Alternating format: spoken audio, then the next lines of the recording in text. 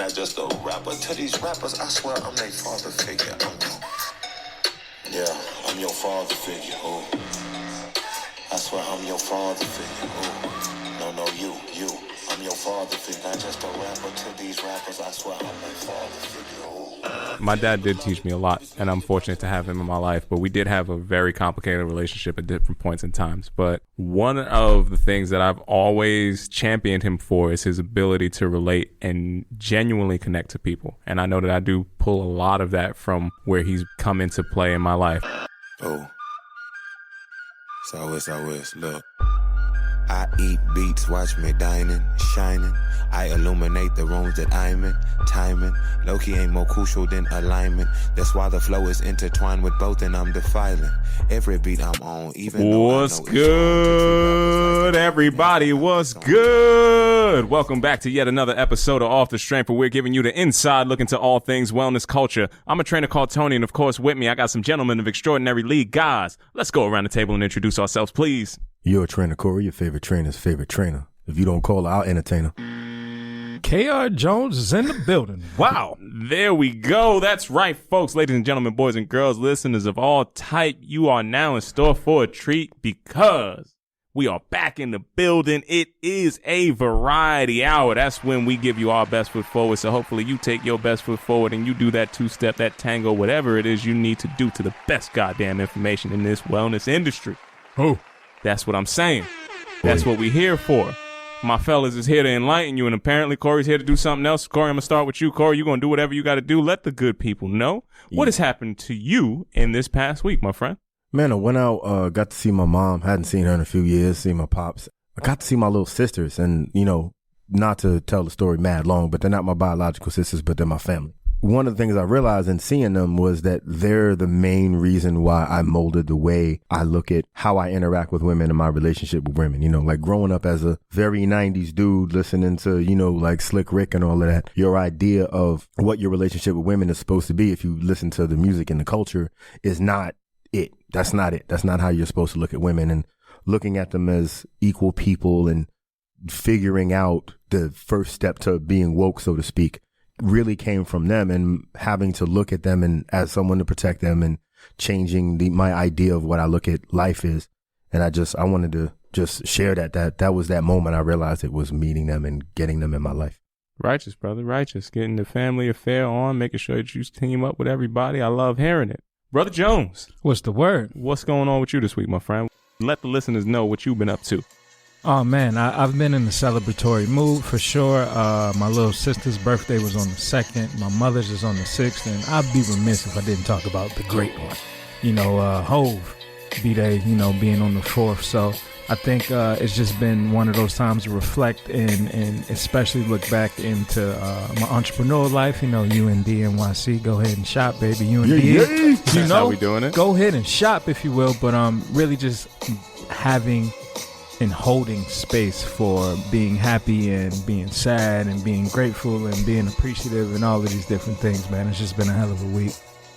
I understand that sentiment entirely, my brother. Now, I'm just going to go back and highlight that my man put Ho's birthday slightly above his own blood in that breakdown that Kyle just gave you. Just a little bit. It was above my sis, but below Mom Dukes. You know what I mean? So we're going Mom, Hove, sis. Yeah. All right, cool. That's how the love go. There we go. 246, baby. Listen, I'm not even mad at how you broke that down, but when this gets replayed, you might get a call. That's all I'm just trying to let you know. It's all love, baby. It's all love. And the Jones family. I love it. Keeping up with the Joneses is how we're trying to move on that next side. And man, as you talking about, I had a little bit of a complicated situation on the family front too, fellas, as we have already stated in the past episode.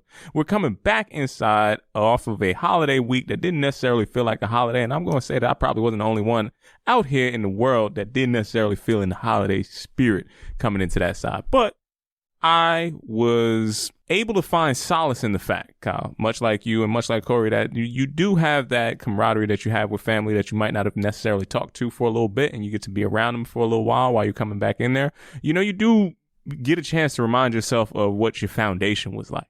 You know, what was really formative in the years that you were putting the blocks together that would make you into the man that you see here before us today.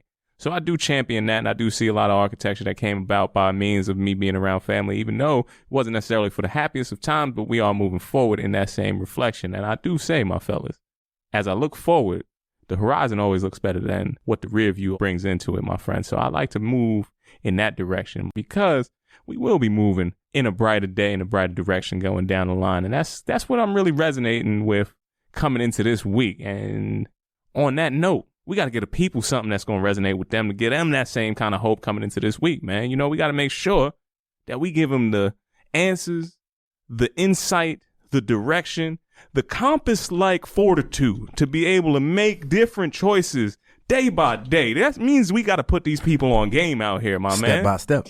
You know this. I said best goddamn information. I mean that. Put it on everything. Corey, what's going on this week as Yes, we sir. put people on game? Let's let them know.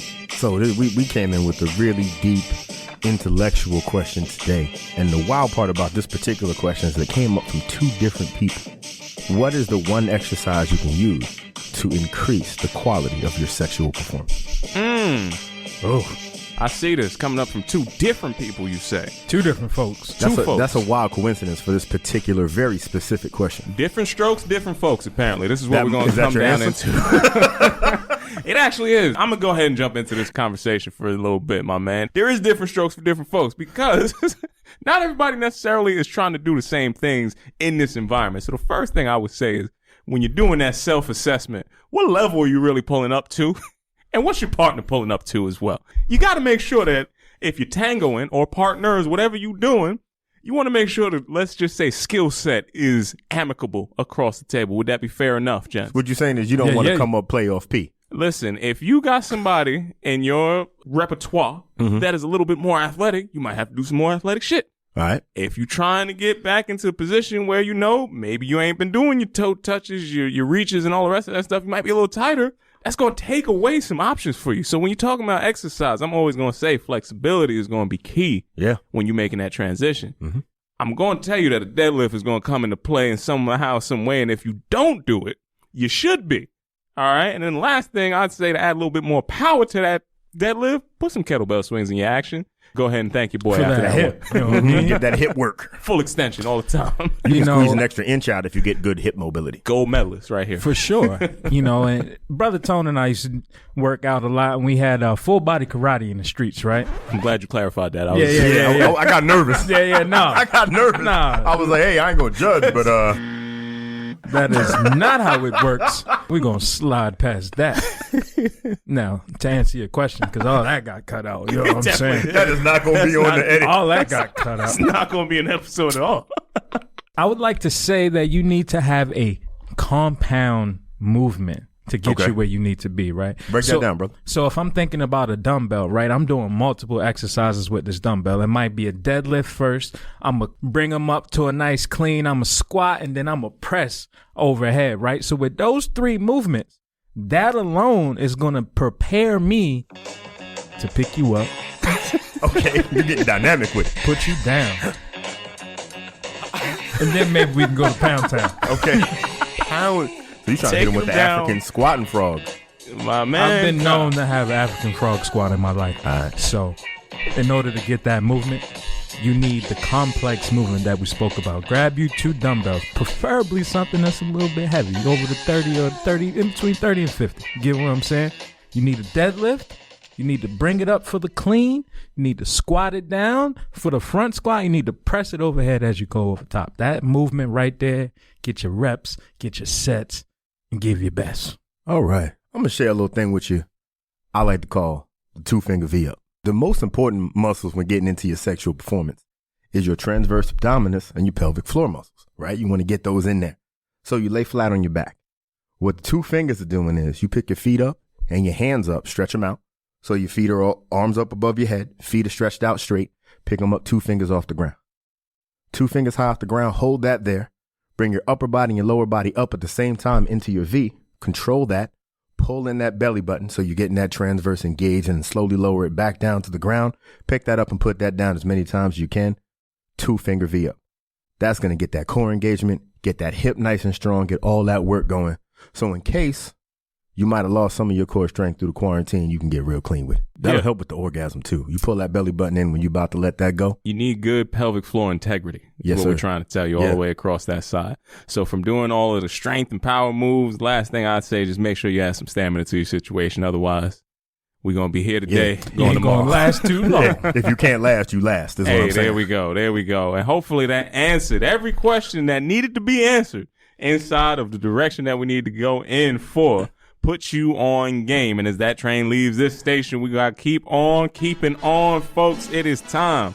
It's time for that rip from the headlines. And we are going to try to give you the good, the bad, and the ugly. But I'm going to be honest, outside it's kind of ugly, fellas. So we're going to go through this as best as we possibly can with the intention on finding the good in these first couple of stories. We searching for good. I'm searching for good in this got you. world out here, Corey. I'm really looking around for good in particular because I've been trying to tell people about this ugliness that I've seen for a long time. So I at least think that it's a good thing that the rest of the industry is actually starting to pay attention to what I thought was alarmist by nature in general. So to the lay people out here, Corey, club industry is the industry predicator for what fitness and wellness, by and large, at least in the U.S., looks like. And you guys familiar with that club Absolutely. industry? Yeah. For my listeners out there who might not be gym owners, operators, or people who are looking to buy bulk equipment, they might not know what club industry is, right? They are akin to a trade show that puts on all this information for everybody that is inside the U.S. that is in the business of being in fitness. So studying the industry and understanding what they're talking about and understanding where they're going and what they're paying attention to has been a thing that I've been trying to do for a long time. Now, if you've listened to this show at any point in time, I've been trying to wave a particular flag. That flag was going in the direction of, hey, these tech people out here, they might not have your best interest in mind. Now, I've spoken at club industry. I've done presentations there. I've had all different types of equipment that I've had to sell in previous lifestyles. So I know they know who I am. I'm saying that to say, I know that they've heard this from me before. And it was good for me to see that eventually this information came up to the top when I'm looking at the front page of club industry saying, oh my God, tech giants of Silicon Valley, are they friend or are they foe? God damn it. So they whispering what you screaming, Tone? It's only been a couple years. I've only been at this conference saying the same thing. Hey, those guys across the table, they don't seem like they ready for the same thing you're ready for. And they look like they're really about to jump in here. So I was happy at least to see that, you know what? I'm not fucking crazy this week. So I'm pretty happy to see that. Everybody that's inside of the club, the gatekeepers, because this is really who the club industry is predicated by, most of the old money inside the fitness industry. And what they're now realizing is, oh shit, we're about to have no money inside the fitness industry. So as they're coming about and looking at the massive leaps that Apple, Facebook, Mirror, Tonal, and a list of things that you might have heard on this podcast that I've talked about are existential threats to what typical business has been. And unless you get down, you're going to have to lay down Benny inside. Hey, listen, this is where we at. Friend or foe, state your biz. And it looks like the business of fitness is getting a little bit contested across some fronts. I'm just happy that other people are seeing this, fellas. I don't even know if this friend or foe really is something that I need to jump into too much for the back and forth. But how do you feel about hearing, apparently we were on the right track? So hold on, Tone. This is the good? This is the good. I was right. Damn. I'm taking that celebration. So the good is this fucked up thing you was right about for a while. At least they figured it out. If you would have listened, you would have been able to sidestep it. All right. That's how I feel good about it. You know, I'm going to keep this in the good. All right. Whisper what Tony screams. Been saying it. Been saying it for a long time. 10-0, huh? There it is. It is. That's pretty much what it was. That's all I got for that, I brother. appreciate it, man. And you know what? The sidestep to this, because it's also something that's in this, the convergence of what healthcare and technology has been coming off. And I'm seeing that this would be something that can have some potential good in it. But I will also underline that there's going to be a lot of things that most people aren't going to pay attention about this next deal when we see that Amazon is now jumping into the pharmacy business with online prescription fulfillment that can be delivered to you for free from Prime members. Now, the fact that you can get your prescription at home for people who can't leave their home, I'm going to put that in a good category because we are getting medicine to people who need it. Now, everything else about this, I'm going to tell you, much like I told those other people, this is going to be a bad time. This is not going to be something that in the long run is going to be a good look. Remember previous episodes, we spoke about both Apple and Google already taking over what health insurance was doing, Amazon now taking on what the fulfillment side of that, or the medicine side of the health industry, is meaning that tech is starting to move forward. Typically, this would be called a monopoly if it weren't happening about people who had a lot of money to make you not call it a monopoly. So, as we're transitioning from the good, I'm going to move into the bad this week. That's right, the bad is a little bit worse than what that just was, because if you do point these things out, chances are you might be in danger of losing your goddamn job, especially if you point it out to one of the companies I just finished mentioning. So when I saw that in the Chicago Tribune, a Google researcher who was complaining about these things and even said that, hey, this AI that we built has implicit and inherent bias because we don't got a lot of other people inside this room, she was immediately fired for making this report known, and then took to the internets, as she should, and started to broadcast this information a little bit more. Now, fellas, this is another story. Has a caveat that sounds a little bit familiar. Hey, if we're not in these rooms, they're not going to represent you. No matter how good you think they are. And I can tell you that this is a company that I can't get away from. I know we can't get away from it. But if they're controlling one side and they're treating you like this, realize what that means on the opposite side. There's implicit and inherent bias, not just in your search engine, but inside the healthcare system, inside the things that you use every day. How are we supposed to be valued in a system that's telling you this? And then when you report it, firing you. First off, let me jump on that. Getting your drugs delivered to you from Amazon. There's times where the convenient thing and the easy thing isn't always the best thing for you, like getting your lemon pepper wings at a strip club. Sometimes that's not the way to go. Magic City got good wings, though. I mean, the wing, you can't deny a good wing. If the I'm not wing is eating there, at the strip club, fam. if the wing is there, I'm there. But to your point, Tony, man, I think about the spook that sat by the door. Mm-hmm. You know, we spoke on that. We spoke on, Nipsey Hussle saying that. We spoke on the literature behind it. I mean, I'm not surprised that if you're going to blow the whistle, they're going, get you out the game real soon, real early. So, I mean, that seems par for the course, unfortunately. Yeah, when they're firing people on the ethical AI team, chances are they're trying to do something unethical. I don't know that for a fact.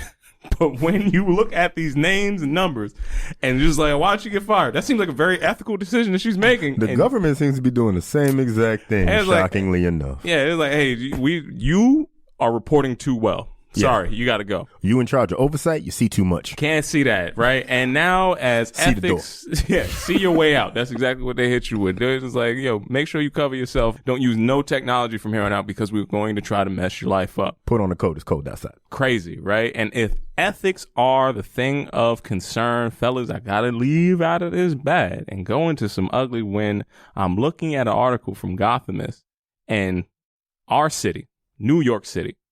Everybody's familiar with the New York City Marathon. Unfortunately, we did not have a chance to have it happen this year, but apparently we had a chance to look around and see what some of these organizations are doing. And as we are paying attention, now more than ever, when you see something, people are now starting to feel empowered to say something on their way, right? So in an article from Gothamist, we found out why the CEO to New York Road Runners had to step down amidst allegations of workplace racism and setting a environment riddled with sexual innuendo and things that are making people feel extremely uncomfortable. In the article, the CEO goes on to acknowledge the fact that he's aware of the reasons why they said that he should step down, and he is going to step down. There's almost a direct quote inside that. He's like, I acknowledge the things that they are saying, and I'm going to step down. Now, this is a person with a really good lawyer because he was able to not necessarily say that he was guilty. He didn't admit to anything, but he acknowledged it and then stepped down immediately after that. That means to me there will be some lawsuits coming down the line. Yeah, he better step out. Fellas, how you feel about the Road Runners? It sounds like he came around the wrong folks. He was not running. No, man, I think that it's muy feo, if you will. That's really bad information there. Unfortunately, that Me Too movement, man, is not even going to escape the wellness industry. So, again, that's muy feo. Y'all better watch out, man. Stop acting up. He goes down a list of a lot of ugly things that this man was doing inside this article, and I am going to say that this will be the first of many other people that will be exposed in this industry across multiple different organizations because changing the guard is starting to look a little bit different, and we have had some secrets that have not been told for a long time in this wild world of wellness. Now, I could tell you, Folks, I never like to bring you the bad information. I try to only bring you the good, but the good, the bad, and the ugly, if we can talk to them directly, and if we could really be honest with ourselves, hopefully we clear up some of this ugliness that's out here. Hopefully we get these folks way up out the box and we can see right on into a new day. My brother, we going to move into the next direction, and hopefully this is a clear path for my man Corey stepping right on up. Corey, what's going on this week in this moment of clarity? Man, thank God for giving me this moment of clarity. I wanna share with y'all some knowledge and advice that I got from my pop. One thing about my father is he's one of those like teach by example type of dudes. He's not really a, do as I say, not as I do. He really is a do as I do because I ain't saying shit. That's really how he goes about it. He shows you what he's doing. And two of the main things I learned from him. One, he sat me down and he went over his finances with me in order for me to understand what to do when he's no longer here. And it was like a sad thing, but it also taught me a lot. And one of the main things was that life is very short, but if you don't plan for it well, it's very long. Like he's just retired and he's set up for his retirement in a good fashion, so I don't have to worry about him. And that's one of the big things is, like worrying about your parents as they get older. How are you taken care of? And it made me realize that I don't have a good enough plan for me. And I keep thinking about the aspect of, being generally by myself, not having kids or anything like that. Like I don't have to really plan for long term, but I do have to plan for long term for myself and, for my lady and like moving forward, like what am I going to do? So that idea that life is short, if you want to enjoy it, you have a limited amount of time, but it's also very long. You have to plan for the end of life and when you start to cool down. And in our heavy hustle to move forward and build and set up and get the legacy and all of that other stuff, sometimes we forget that you also have to plan for your own relaxation. It's almost looking at it from the aspect of your kinetic work, your building, and then your recovery. Like you got that long-term time when you get too old to really work that hard. How are you going to live? What are you going to plan for? And the other thing is that he taught me that you can't define your life by what you leave behind when you're gone. So you want to plan for what's going to happen as you ease back, but you have to remember that life is about now. You plan for the future, but you have to live for now. It's what allows us to be able to connect with touching the heart and the soul of the street. The idea that we always define or look at legacy as being what happens when I'm gone or what's reminded of me when I'm gone or who's going to be here to remember me. Also remember that you have to be in this particular moment right now. This may very well be your last one. So plan for this second and then plan for all the seconds that are coming forward. What I want to ask for y'all, because I know you're going to drop some deep knowledge on this, is tell me what you learned from your father. When I was younger, my pops never beat me. He would make me work out. So, when he did that initially, I used to think because I was heavier, it was like, he doubted me. He doubted that I could do this. When he was like, give me 40 push-ups right now. I'm like, oh, you think I can't do 40? I'm going to give you 40 of my strongest push-ups and make you look silly.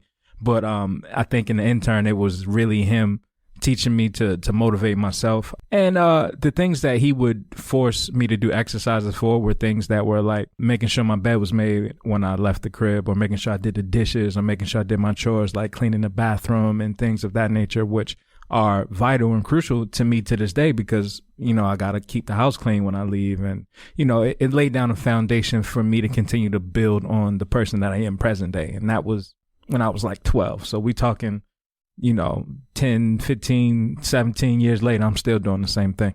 All right. My dad did teach me a lot, and I'm fortunate to have him in my life, but we did have a very complicated relationship at different points in times. But one of the things that I've always championed him for is his ability to relate and genuinely connect to people. And I know that I do pull a lot of that from where he's come into play in my life. It's something that he does in earnest. It's something that he's genuinely conditioned for. We'd be going into the grocery store and I'd be so mad sometimes. It's like, damn, Dad, I just wanted to get these Cheerios, get up out of the house, right? It don't have to be a full conversation with the person at the checkout. But the respect that he showed that person to the respect that he showed anybody that was in his proper workspace, or the respect that he showed people in the family, was something that I always held at a high regard. Another thing that I learned from my father, and I would say that's probably tertiary in the full gamut of it, is you are important and valuable minus the thing that you actually do. And I really didn't appreciate that until it was something that I had to have relearn in life. For me, this whole crazy ass game called life, the lessons that you got to pay the most attention to will reoccur in your life at different increments. And if you really start to pay attention to them, you can see the pattern by which they start to come back inside of your psychosphere. So in that direction, it took me a couple of times to pick that lesson up when I was valuing the wrong things, or where I was going into the wrong directions, or I might have praised certain things versus others. But my value system was always something that shouldn't have been in question, and I might have put that there before I really realized what the lesson really was. So I do shout out my pops for that, because I do see how he lived in that reflection. So Tone is giving us that no matter what you do, you still hold your value. Brother Jones is giving us that part of that value is defined by you and how you motivate yourself and what you put together in your own side. That's a word right there, brother. Making sure that everybody is coming through and we get that value system in place. Shout out to Pops for giving out all the good info, making sure that we became the men that we are today, fellas. I'm feeling pretty good about these men on this side. How y'all sound? I'm proud of me. Yay. I mean, damn, we done raised you up from the wee little all the way up to the big bigs. And if we raise it, you know what time it is. A lowercase K. Now you big K. You know what I'm saying? Nickname me K-Rock, so they leave me alone. Don't even do that. Back then, that's what you had? That's what you was going? You already, man. All right. Well, raise this damn thing up, my man. Big K. Well, we gonna raise the bar just a little bit. Fellas, man, in this time of reflection, and as we close the end of the year, I was thinking about this being the longest that I've been unemployed since the age of 14. Right? My first job was 14 and I haven't been unemployed since. So we talking a solid 15 years of just work religiously. And, you know, being in this time to reflect, I thought about, man, there were 3 jobs that were my first to some degree that I felt were very pivotal in my career. So I just kind of wanted to reflect on those. So first was my job at McDonald's. Like I mentioned, I was 14 years old, man. McDonald's taught me how to hustle. It taught me about supply and demand. We talking about customer service. We talking about franchising, like all of these things that were foundational to a 14-year-old that really taught me the business. My first adult job was working, you know, I ain't even going to name it. We're going to say the box. We was working in the box, if you will. That can go a lot of ways, fam. That can go a lot of ways thinking about it. We're going back to our earlier segment. Kyle, I'm going to go ahead and let you know there's a place called The Box that you probably don't want to say that's where your first Yeah, adult that job is was. not the place. There's a spot in the city that... I'll show you in the box. Who's in the box? What's in the box? Second spot that I was talking about was Equinox.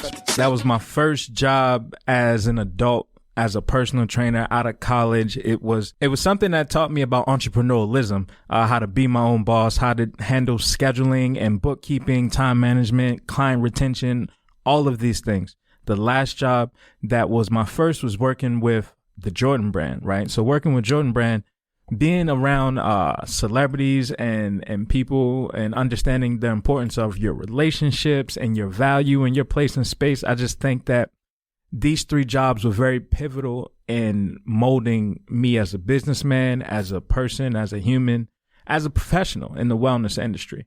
So my question to you, Brother Tone, right? I know you're a man of many talents. You have worn and still wear many hats to this day. Hats don't really fit on Tone head. Ironically not. Ironically Many not. visors. But he wears many hats. Can you reflect on a job that you held that was rather minuscule but was coincidentally foundational for you present day? Absolutely, man. I really do look back at all of the jobs that I've had fondly today, because I know that in some way, shape, or form, they prepared me to be the person that I am right now. So in every way, shape, or form, my first job, which was me forging papers as summer youth, I think that's past the, statute of limitations to get That's inside why I'm this naming way. names. I'm like, yeah, we passed that. We passed the statute on that one. So I was a camp counselor a year earlier than I could have been a camp counselor, but money made sense at that point in time. So I had some stuff, I had some needs, we did some things with some papers, and I made it all the way through the summer until they found out the last week. So I got paid every single time. Loved that side. Immediately after that, I went into what I would say was my first brush of understanding what entrepreneurialism was when I was working for a man by the name of Kevin Davis. Now, Kevin Davis, I haven't seen or talked to Kevin in quite some time, but he was one of the first entrepreneurs that I knew that had a butcher shop. He had a GNC and he had a Subway sandwich place that was in 30 Rockefeller Center. And at the age of 14, That was moving units. moving crazy units. And I'm talking about He was the number one Subway, at least at that point in time, in probably all of the U.S. because of how many people just I mean, he's in 30 Rock. vertically yeah. were inside the building, right? So, and I'm talking about running up and down. I'm doing deliveries, all the rest of this kind of stuff. So it was not necessarily the work that I wanted to do ultimately, but I saw seeing a black man own a business was an important event in my life. Nobody in my family had done that. And I'm looking at this and I'm looking at all the different types of businesses that he had. And I'm like, oh, okay, where's Kevin? Like, how's he putting this together? He's sitting in the front. He's reading the Times. I'm seeing how he's setting himself up. Why are you reading all this different stuff? Because you got to stay sharp. And I'm picking up game. He's like, Tony, sweep the floor, clean the windows. He's doing all the Miyagi shit. Now you got to take pride in your work, son. This is what you got to do. Come back, do these windows over, bust this down, going all the rest of that stuff. And I'm thinking at the time, you know, when going back to that same, again, I'm afforded the privilege of having multiple different figures that I would say were probably father architecture inside there. It's like, okay, I'm hearing what he's saying. I'm seeing where he's going. And I'm like, oh, now I'm putting two and two together. I was like, oh, okay, I can see where this is at. This is how you got all of this stuff. This is what you was trying to go into that direction. So I say that was one of the most formative one. And I would say my last one was the day that I got told, and this was for one of the aforementioned companies operating at Club Industry. And this was the best piece of information. This was actually coming from me getting fired at this particular point in time. And I love this story because it made so much sense to me in the world. The context and the backstory. So it's breaking new ground, new country, new area, all the rest of this stuff. And I'm trying to tell them, hey guys, your stuff's not translating over here because you don't know this culture. You don't know where people are going. You're going to have a hard time selling that. We lost our CEO. Tech startup culture, a lot of crazy stuff happens, a lot of undercutting and some really shark-like activities going on. So when we lost our CEO, who reached out to me today, ironically, not even playing around, but when we lost our CEO, the global CEO was not able to be reached at a point in time. I'm going through all different types of stress because at that point in time, I'm young, but I'm still in a pretty new C-level position. So I'm still trying to understand and investigate where that's going on. Because I kept reaching out to the global CEO, because I'm telling them that none of this stuff is going to move, my performance, not questionable. The only places that we sold these things, they there today. All the rest of the stuff is like, I have no team. I have no support. What am I supposed to do? Flying back and forth, and I'm coming out of pocket for a lot of expenses that I couldn't do. I got a little testy, and my fellas over here know how it gets when I get testy. But the thing that happened... But he leads with love. I do lead with love most of the time. It takes a long time for me to get there, but once we there, we there. What ended up happening in the exit interview, they're saying there's things that a CEO should never have to know or be bothered by. And I said, you know what? I accept that. Guess what I'm going to be now? I appreciate every single thing that you just told me because there's things that a CEO should never have to be worried about or bothered by. Fucking love that. Guess what I'm going to go be? Thank you. I'm out. All right. Brother Corey. Sir. After that. Now, you have a life path and a trajectory that is comparable to only Chuck Norris and Dos Equis Man. Stay thirsty, my friends. First and foremost. So I ask you, can you recall a job that didn't pay you that much monetary value, but the life lesson outweighed any money lost? Yeah, but this is when I was a kid. I was like 16, but I've been working there for a good couple of years at this point. And I've never had less than one job. Like I've usually had two. So I was at this sneaker spot and, you know, I got kicked out of a lot of schools going through. A lot of places kicked me out. A couple of them said, just don't come back. Here you go. You graduated, right? So as a consequence, I knew people in a bunch of different schools. So what I was doing was hustling out the J's, right? So I became the number one salesman in this company, which was a pretty large company, sneaker sales in the whole country. So the bonuses are based on that. So the first bonus I got was a wild check. I got a wild check. I got a check that I said, I can't show this to my mom because she's going to take this money. Okay. Right. So the next paycheck, same thing went down, moving the same numbers, and my check was mad small. So I went to my manager and I said, hey, I didn't get on my joint. They said, oh, they put a cap on it. So in 2 weeks, they figured out to cap my money. So the lesson that I learned from that is no matter how much money you are making for someone else, they will still figure out how to cap yours. So I came to the same conclusion that Tone did, but in a different manner. I said, all right, so from now on, I need to control how my money comes in, because if someone's employing you, they're going to pay you only what they feel like you're worth, regardless of how much you actually bring to them. So after that, I quit that job. I started buying off another person at that spot and flipping them myself and still getting the same kickoff, but then not getting capped on my bread. Sounds like great entrepreneurial spirit from the both of you gents at a young age, you know? Hey, man. They teach you got to do it your own way because they won't let you win. You know what? I think that's a great space to leave that on. We rose the bar on that entrepreneurial spirit. What I do want to talk about and leave you gents with, you know, being the spiritual advisor of the Off the Strength podcast and all, you know, I like to always bring in a lot of my yoga teacher training and things of that nature. Now, gentlemen, can either of you tell me about the word pranayama? It's a chick I knew in college. Okay. That's one of them crazy fish with the teeth that bite you. That is a piranha. That's what we used to call Shorty in college. She was a biter. Yeah, she gave a toothy joint. You know what I'm saying? So we not going to talk about that young lady. I hope she's well, for sure. But what we will speak on is pranayama, right? Now, pranayama is, of course, a Sanskrit word, you know, so it came up a lot throughout my yoga teacher training. What it can be broken down into is extending one's vital life force, right? With prana meaning, or when you break down the word prana, because often in Sanskrit they break down or they add two words together like a compound word and then just kind of say it. So with prana can be referred to as breath, respiration, life, vitality, wind, energy, or strength.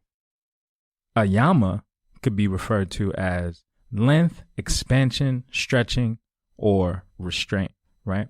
So I bring these up because pranayama refers to your breath work, right? A lot of times in yoga, people never really focus on that breathing. Your breathing is something that is truly your life force. Like, think of a time when you aren't breathing, you aren't alive, right? It just doesn't exist. I wanted to bring this up because I feel like a lot of times people breathe every day and never do it intentionally, because it's something that is involuntary, like blinking, right? You don't think about how many times you blink a day. You just do it because your body does it. You don't think about digesting food because your body digests food as soon as you inhale it, right?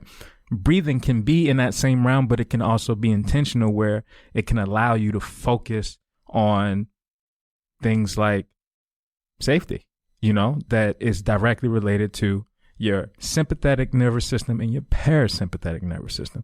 Fight or flight, simple way to put it. Mm-hmm. You know, that response, whether I'm going to either fight for my life or I'm running for my life. Those are your only two actions. When we talk about your parasympathetic nervous system, we often talk about that rest and digest, right? Mm-hmm. So when I'm taking time to decompress, when I'm taking time to look within, right? That's really the gist of it. Is I think enough people aren't taking that time to look within and to actually breathe. When I get people to stretch, you know, especially using the UND NYC products, and I'm giving you the foam roller, I'm giving you the ball to relax. And, you know, I ask people, you know, when's the last time you took an intentional breath? And they like, what do you mean? I breathe every day. Like, but do you breathe with a purpose?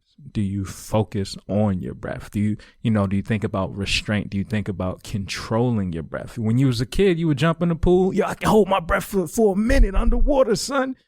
When the last time you did that as an adult? Never. Unless you're smelling something that's funky, you like, I'm not holding my breath, you know? But that's what I wanted to leave y'all with today, is make sure you breathe intentional. Right, Corey? When the last time you breathed intentional, good brother? I actually do that a lot when I'm doing my meditation and my stretching, and also when I lift.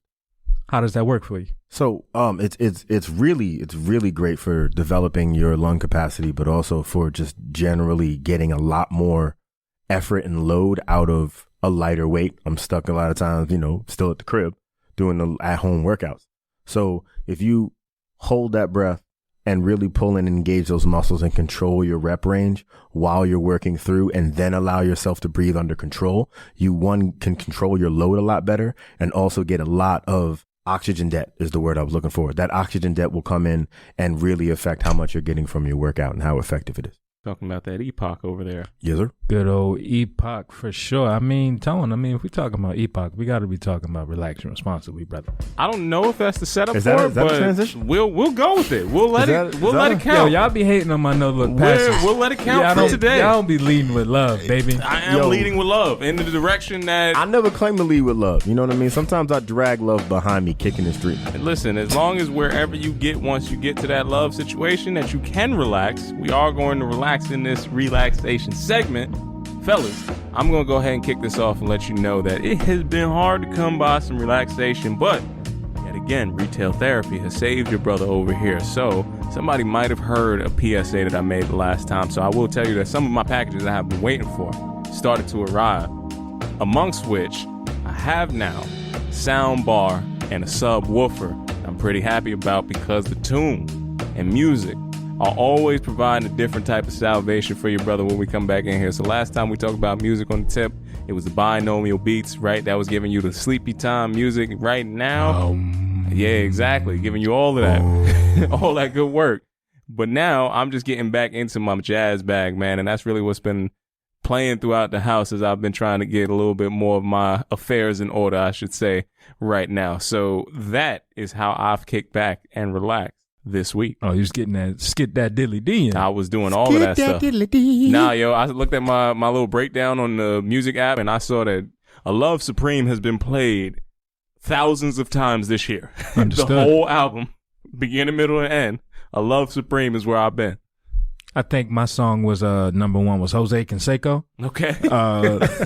West Side Gun and Stove God Cooks, man. Shout out to them. Jose There we go. Canseco is gonna get my Stove bump God every be time. hitting, though. No, Stove God never miss. Relaxing responsibly for me this week, Brother Tone. Much like you, it's been a hell of a week. And when I'm under stress and under pressure that I put on myself through my own entrepreneurial spirits, there's times where you just gotta slow down and do the thing that you've been avoiding, which was cleaning the bathroom for me this week, man. You know, How long do you avoid doing that? it was only like a 2-week span, but in that 2 weeks, it got crazy. You know what I'm saying? 2 weeks is a long time if you pee out the bowl. Sometimes you splatter. You know what I'm saying? I'm just saying there's going to be some spray around the way. Listen, this is how you brothers wanted to give it up. Understood. I'm gonna let y'all now, do with it. that being said, I took the time out to clean. I put on some podcasts because obviously, you know, Off the Strength is all I listen to. So when you get that chance to listen to another podcast and Say get what? They got other podcasts out I there? ain't even know, I ain't- right? This was new to me. There's I was like, other word? people doing this? There's other people doing this. You might Crazy. mess around and accidentally listen to somebody else thinking it's us because the intros look the same. And Yo, so does they'd the be picture. bad. Yo, man, check it so out. many pictures and names I can't even keep up. But with that being said, you know, I spoke on earlier about my pops being the one to give me chores and stuff like that. So Wednesday was often the day that I had to do my chores because it was the middle of the week. And that's the time when I had to make sure the bathroom was clean. So moving forward, Wednesday is going to be my day. And just laying down that foundation again, that ritualism, if you will, to have something to look forward to. Righteous, man. All right. Busting suds and listening to podcasts. I see where you was at. Yeah. I may have to apologize to my neighbors for the way that I relaxed recently because I went outside to stretch. The rain started hitting me. I was real focused and like real into my little meditative moment while I'm stretching out on the grass and everything. And a song hit me, and the next thing you know, I'm singing the theme song from The Sound of Music while stretching in the rain. And it felt real cool to me, but it probably really pissed off the people around. Did you get your 2-finger V up in? I didn't at that time, but I will before I get home, before I get done today. Hey, man, that's what's up. For you and the hills, somewhere. Hills are alive. Bro, that's some, I never want to walk outside, see a big black dude stretching and singing the hills are alive. And I sound of music. guarantee you it made some folks uncomfortable. I I'm would've sorry been in the car. about I'd be y'all. like, hey, there's a dude out here. We got to get him. I don't know what he doing. I'm already a spectacle in my neighborhood. You know what I mean? We need to get this brother some help. I don't know where he at. We got to find him. Man, you got to relax the way you need to relax, my man. And I'm happy to hear that you was kicking it back with no inhibition, completely on zero. And I would like to transition that into the sunset of this show. Fellas, what else are you happy about coming into next week? Man, I got some new deodorant, brothers. You know, it's been a I'm long... happy about that too. Give it up. Bruh, it has been a long journey taking this route to the natural side. I swear on everything. I was smelling like I hit puberty again. So now that I found the deodorant that actually works, I can relax and be happy and be hopeful and know that when I smell good, baby, when you look good, You smell good? you smell... No. That wasn't a guarantee. What Deion Sanders say, when you look good, you feel good. When you feel good, you play good. When you play good, they pay good. Okay. All right. All right. I'm going to let Jones get Jones off. As Corey, long as you ain't smelling like you wrestling chipmunks no more, that's a good look. what's going on and what are you happy for coming into this week, Corey? Man, I'm happy that you get to choose your family. I think one of the big things that I've appreciated as of late and I definitely appreciate now, is the fact that a lot of my family aren't people that I was born with, that were born in with the same last name, you brothers included. But I would say for real that I got to choose out my family and pick and choose from the people that I was born with and decide which one of them I wanted to keep in. And that I get to choose the people who I love and love me back. And it's a beautiful, blessed thing that I gave myself that right and privilege. Right on, man. Right on. Like keeping the people around you, your skin folk, your kin folk, all the good people inside there, man, and the family that you get to choose, brother. I appreciate that. I'm happy for you in doing that side. And I'm also happy to, similarly in your story, Corey, there is a shedding of some people that it seems like that might not necessarily be in your account. I'm happy of not shedding people, but I'm happy of shedding problems coming into this next direction, because as we are going forward, again, relentless march of future goes forward, I am happy to put down some of the burdens that have weighed me in the past couple weeks and move forward into a different direction that is going to be intent, still based off the same growth that was happening in the preceding week. Now, I'll say this growth is not necessarily in spite of, but because of everything that has happened in my life leading up to this standpoint. And I do have hope for the resonance that I know it does have on when I feel getting closer to the thing that seemed like it was really far away. I'm happy to see that that threshold is not as wide of a gap as I used to think, and I'm looking forward to the challenges that I know will be on the other side, because the fight is just beginning, and I'm happy for it. Let's get ready to rumble, fellas. How y'all feeling? Yes, sir. Yeah. All right. And on that note, once again, it's been another fantastic episode of Off the Strength. I'm a trainer called Tony. Your trainer, Corey. K.R. Jones. Peace and much love to everybody out there. Until next time, we'll see you soon.